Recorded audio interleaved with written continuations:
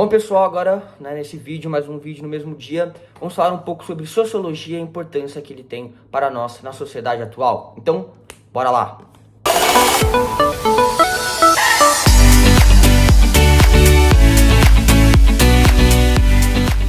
O primeiro de tudo que a gente tem que entender é a diferença entre ciências humanas e ciências sociais. As ciências humanas é um campo que vai estudar os seres humanos e todos os seus aspectos. Então, políticos, sociais, econômicos, mas também são estudados principalmente pelas matérias História, Geografia e a Sociologia.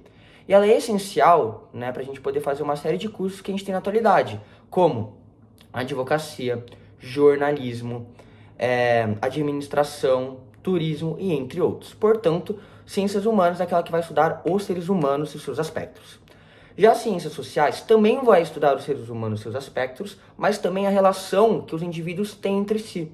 Então aí a gente entra em dois consensos, dois também importantes termos, que é a sociabilidade e a socialização, que são um pouco diferentes. A sociabilidade é a capacidade que um indivíduo, um ser vivo, tem de se relacionar com outro. A socialização é a assimilação que um indivíduo ou um grupo faz de hábitos, crenças, ações comportamentais em uma determinada sociedade, realidade que ele foi inserida. Então, quais são os agentes da socialização?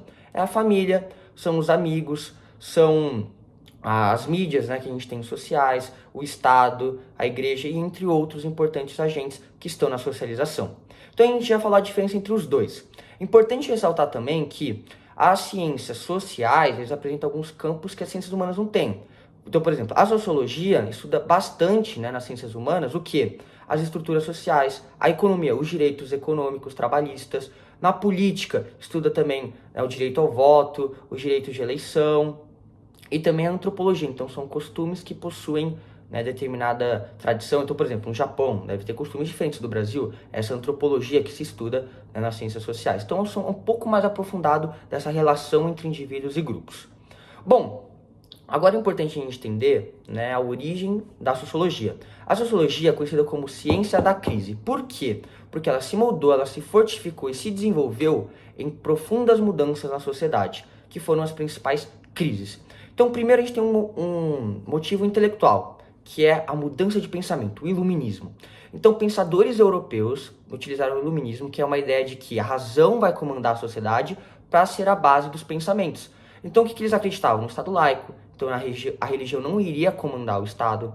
Uma ideia de dogmas, então regras, contra o obscurantismo, então contra você só ter uma ideia e não poder ver outra ideia do outro, então você ter a mente fechada, e também contra ideias antidemocráticas. Além disso, era a favor do desenvolvimento científico, desenvolvimento da igualdade, da justiça, entre outras coisas. Portanto, a gente pode dizer que totalmente está relacionado esse fator intelectual com o desenvolvimento da sociologia. Por quê? Esse fator intelectual desenvolveu e influenciou três principais eventos, que são os econômicos e políticos que são citados no roteiro, que é, primeiro, a Revolução Industrial, a Revolução Francesa e também a independência da América.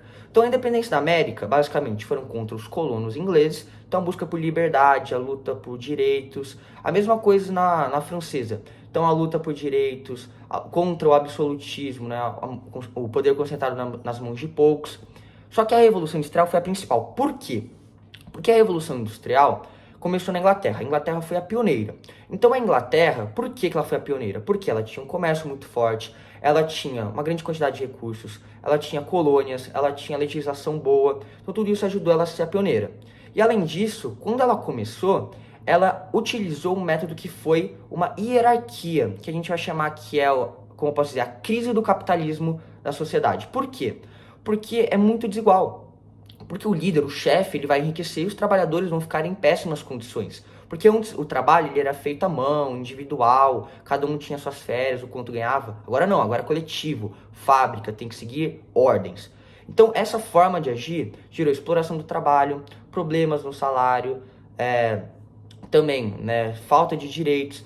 E isso fez com que uma grande parte da população se manifestasse, entrasse na política e fizesse várias revoltas, trazendo importantes mudanças na sociedade.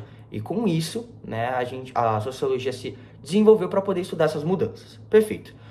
E aí veio alguns pensadores, né, alguns sociólogos, que falaram, então eu vou dar a minha ideia de como a gente pode estudar a sociologia em alguns pontos principais do mundo. Então é o Augusto Comte, o Emile Durkheim e o Max Weber.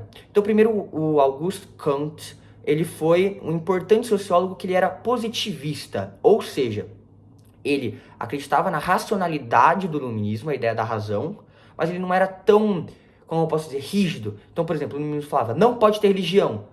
Aí o Comte falava, eu não acho que a religião deve comandar, mas eu acho que ela não deve ser desprezada. Então ela é um pouco menos rígida, o positivismo.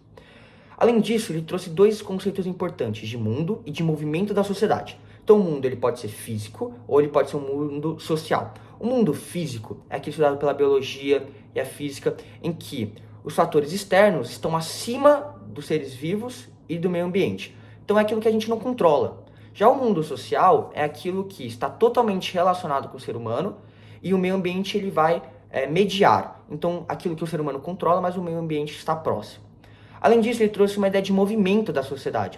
A sociedade pode ter um movimento dinâmico ou um movimento estático. O movimento dinâmico é aquele relacionado ao progresso. Então, desenvolvimento, né, científico, a ideia da razão, né, entre outras coisas, a industrialização.